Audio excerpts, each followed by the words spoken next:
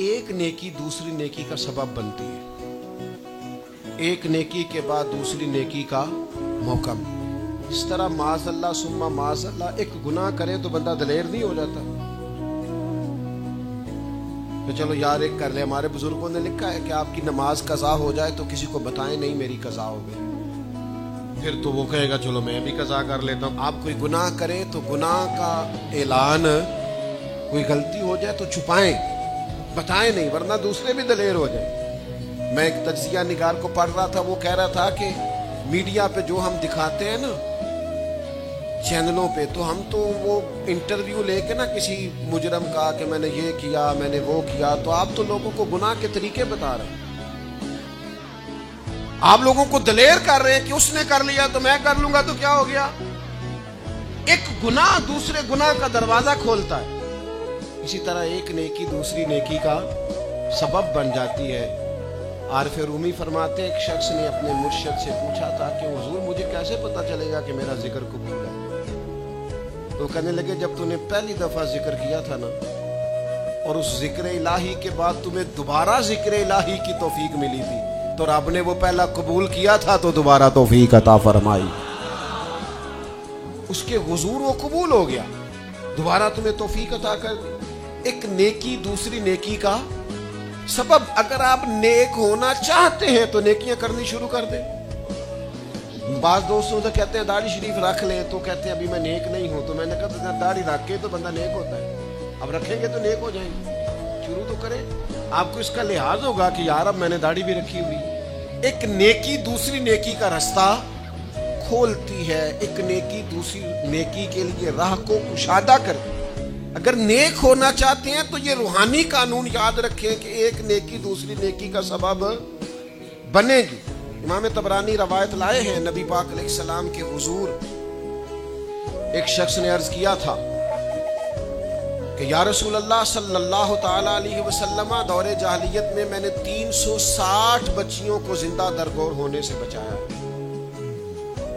ان کے ماں باپ اور ان کا باپ جو تھا وہ معاذ اللہ ان کو زندہ دفن کرنا چاہتا تھا، میں نے اونٹ دے کر بچیوں کو بچایا، پھر میں نے ان کی پرورش بھی کی۔ تو یا رسول اللہ صلی اللہ علیہ وسلم میں نے 360 بچیوں کی جان بچائی ہے، مجھے اس کا اجر ملے گا؟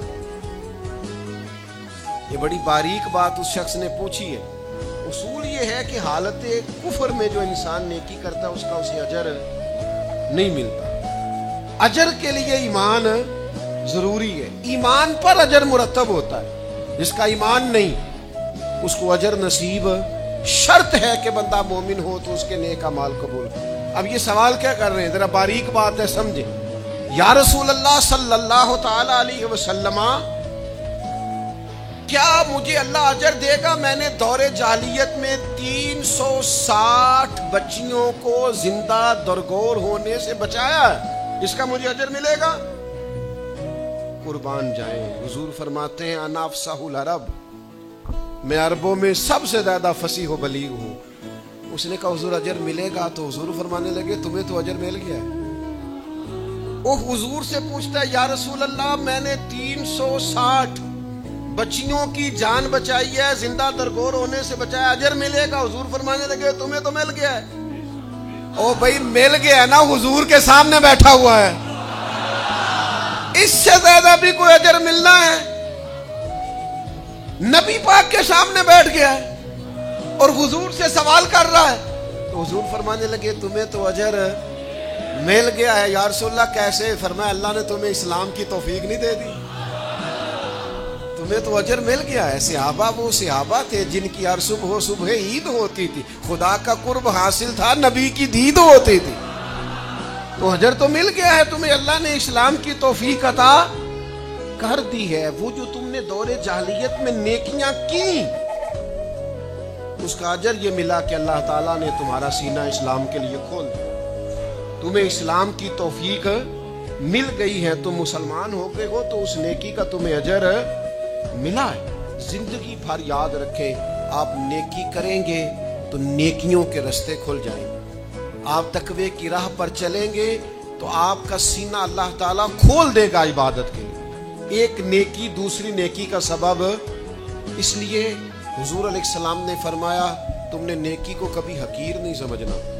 कुछ ना हो सके तो भाई से मुस्कुरा के मुलाकात ही कर। छोटी से छोटी नेकी को भी छोड़े, हरीस हो जाए नेकियों। नेकियां करेंगे तो आप महसूस करेंगे कि एक रूहानी ज़ाब्ता कायम हो गया है कि उस नेकी की वजह से अल्लाह ताला मजीद नेकी की